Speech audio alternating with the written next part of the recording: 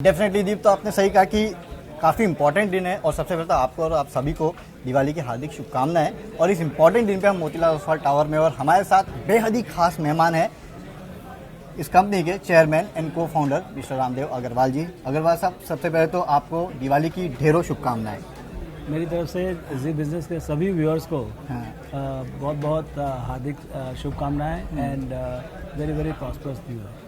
Okay, thank you Agarwal ji. सबसे पहले तो मैं आपसे सवाल तो मैं आपसे काफ़ी सारे करूंगा, लेकिन सबसे पहली एडवाइस मैं आपके तरफ से जानना चाहूँगा हमारे इन्वेस्टर्स और ट्रेडर्स को इस ऑस्पिशियस दिन पे आप क्या एडवाइस करेंगे? देखिए, इन्वेस्टर्स के लिए मैं ये बोल सकता हूँ कि भाई have patience, don't be in hurry to make lot of money because India is a compounded story. ये बहुत लंबा चलेगा और बहुत लंबा रास्ता है। तो आप जो है ना जल्दी से उतरो मत और जल्दी पैसे कमाने चक्कर में मत रहो। बड़ा पैसा बड़ा पेशेंस आने से होगा। डेफिनेटली। तो थोड़ा पेशेंस रखना पड़ेगा और स्टोरी बहुत लंबी है। कहानी अभी तो ट्रेलर भी नहीं हुआ इंडिया का। पिक्चर अभी बाकी है, पिक्चर पूरी बाकी है। डेफिनेटली, तो पिक्चर बाकी है। लेकिन अग्रवाल जी, पिछले संवत से इस संवत तक अगर आप देखेंगे तो या तो निफ्टी फ्लैट रहा है, अगर तब से अब तक देखें बीच में काफी उतार चढ़ाव आया, नो डाउट, लेकिन फ्लैट रहा है या तो नेगेटिव रिटर्न जी। और खासकर स्मॉल कैप्स में अगर हम देखें तो लोगों ने काफी हाथ जलाए हैं। तो क्या इस संवत में पैसा बनेगा, और बनेगा तो कहाँ बनेगा?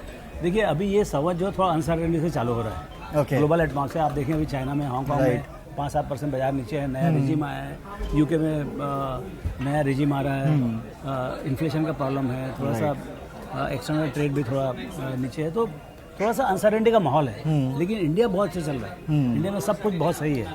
यहाँ पर हमारे पास enough food is there, enough petrol is there, enough we are growing 6-7%, सब यहाँ सब कुछ सही है। सो एक इंडिया जो है, सब आप किसी से बात करो तो ऐसा लगता है India is a outstanding place to be. Right. सबसे ज्यादा हमारी जीडीपी बढ़ रही है। हमारी जीडीपी बढ़ रही है और सब तरह से सुरक्षित है। कोई गरीब कंट्री है, यहाँ कभी कुछ प्रॉब्लम आ सकता है, कभी खाना नहीं है तो कभी पेट्रोल नहीं, ऐसा कुछ भी नहीं है यहाँ पर सब कुछ सही है। लेकिन जो आप जो है ना पूरे ग्लोबल के पूरे एक विलेज में, ग्लोबल विलेज में आप एक खिलाड़ी हो, तो ऐसा $100 ट्रिलियन की इकोनॉमी में आप $3 ट्रिलियन हो। तो ये समझना बहुत जरूरी, इंटरडिपेंडेंस है। और उसके कारण से थोड़ा सा जो ऊपर बाहरी माहौल है उसके कारण से थोड़ा अनसर्टेनिटी है। एफआई बेच रहे हैं, है ना। लेकिन इसका मतलब ये नहीं है कि इंडिया के स्टोरी में कोई तकलीफ है। इंडिया की स्टोरी परफेक्ट है। हमको ये समय में अपने पोर्टफोलियो अच्छे से बढ़ाना चाहिए और हो सके तो सिस्टमेटिक प्लान से भी करना चाहिए। एसआईपी जो चालू किए हैं, जो एसआईपी रिवोल्यूशन चल रहा है यहाँ रिटेल का, वो चालू रहना चाहिए और कोई अपना एसआईपी बंद ना करे।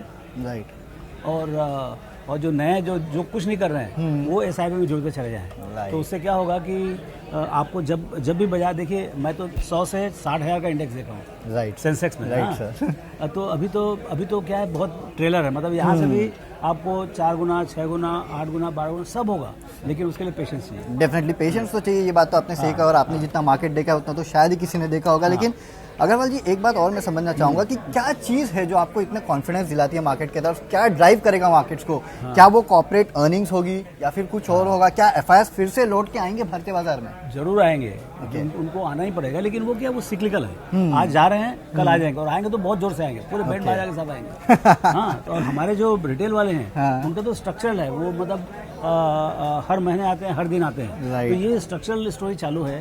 शायद 10 साल की स्टोरी हो, कम से कम 2-4 साल तो मेरे को लगता है कि कुछ रुकने वाला नहीं है। लेकिन finally stock prices slaves of earnings power. जो अर्निंग्स जो है वो आना बहुत जरूरी है। तो अभी इस साल जैसे 750 रुपया जो ईपीएस है, इसका क्या नाम है, निफ्टी का, वो 850 होने का था।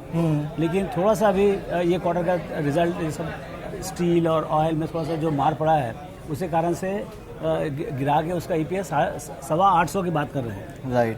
अगले साल मतलब 23-24 में शायद वापस सुधरे। लेकिन ये जो अर्निंग्स ग्रोथ है वही डिसाइड करेगा। यदि मान लो ये अर्निंग्स जो इस साल का है, जो 825 का, वो बाजार के भाव में है। लेकिन 825 से यदि 950 हो रहा है, 950, तो वो बाजार के भाव में, वो फिर आपको बाजार के भाव में, और 950 नहीं, ये 1000 भी जाएगा और 1500 भी जाएगा। लेकिन आपको वक्त देना पड़ेगा उसको। डेफिनेटली, ये बात तो सही है। लेकिन जैसे कि आपने कहा कि हाँ, कॉर्पोरेट अर्निंग्स ड्राइव करेगी।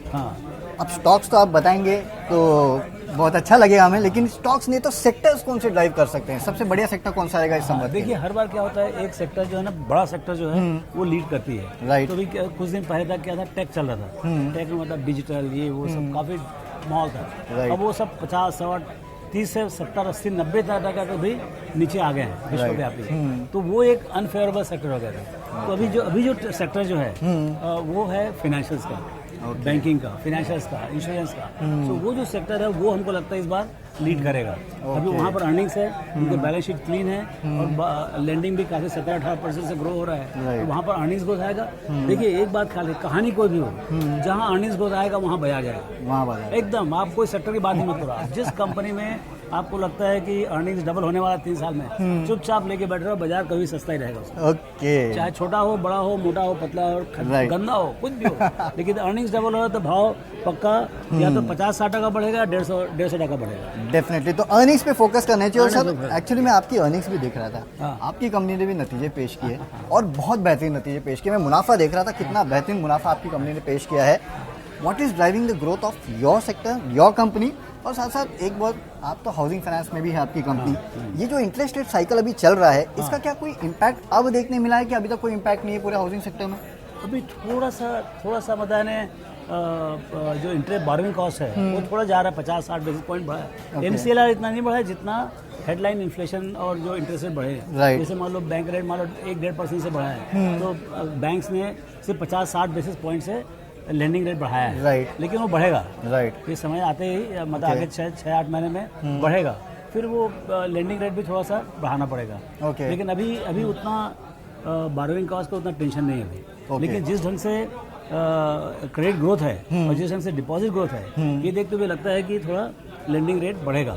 तो उसके लिए क्या है कि जिस टाइप के जो बैंक से बारो करते हैं, बैंक तो बहुत कमाएंगे, बैंक के पास में डिपॉजिट है, सस्ता डिपॉजिट, तो वो तो पास ऑन कर देंगे उठा के। लेकिन जो उनसे बारो करते हैं, जो NBFC जैसे हाउसिंग फाइनेंसर, उनको थोड़ा बहुत जो है स्ट्रेस आ सकता है, लेकिन उनको वॉल्यूम ग्रोथ 30-40% रहेगा। वॉल्यूम ग्रोथ अभी भी आ रही है। तो उसमें क्या थोड़ा सा मार्जिन कम हो जाएगा, लेकिन वॉल्यूम ग्रोथ शुड मेकअप।